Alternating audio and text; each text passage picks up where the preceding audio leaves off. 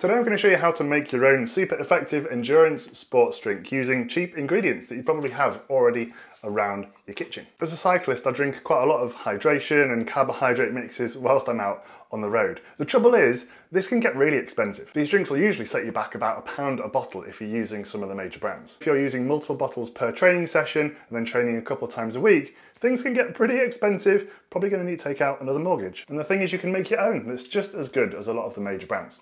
Let's go through the recipe. So this recipe is enough to make a 600ml bottle, although if you have an 800 one or one even larger, obviously you can change the numbers slightly to match how much water you're putting in your bottle. The first thing we're going to add is salt. Table salt is good enough for this, and we're going to need around about 1/4 of a teaspoon if you are using a teaspoon, or if you do have sort of weighing scales that measure things really minutely, around about 1 gram of table salt, or if you've got a specific kind of teaspoon measurer, you can use around about 1/4 of this. Table salt is sodium chloride. Table salt contains around about 40% sodium, which is what we want, as I said, and then 60% chloride. So if we have 1 gram of table salt, that gives us 400 milligrams of sodium, which is kind of what we're looking for the average 600ml bottle. That's the hydration side sorted. Next, we've got 30 grams of just common table sugar. Table sugar is made up in equal parts of sucrose and fructose, so a 1-to-1 ratio of both of those. These are both transported and utilised around the body by different mechanisms, so that gives us a nice way to provide energy whilst we're out on the bike. Obviously, you can use more carbohydrates or sugars if you're going out on a longer ride.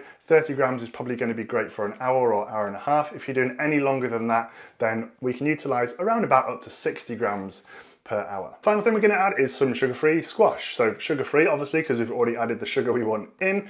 This is obviously personal preference. This is kind of just what I had lying about the house today, but obviously flavour for your personal preference. Put as much or as little as you want in, stronger or weaker, whatever you like. Then obviously when you're going to fill your bottle up with water, close the lid and then just give it a good old shake until everything's mixed in.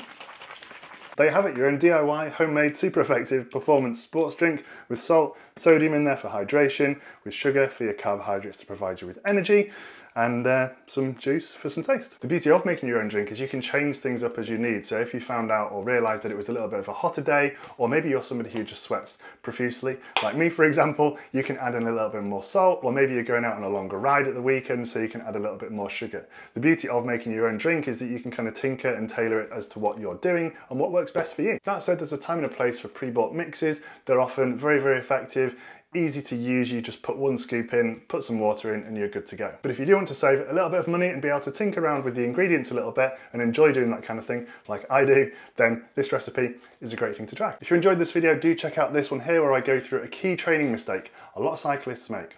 But thanks so much for watching, ride strong, and I'll see you in the next one.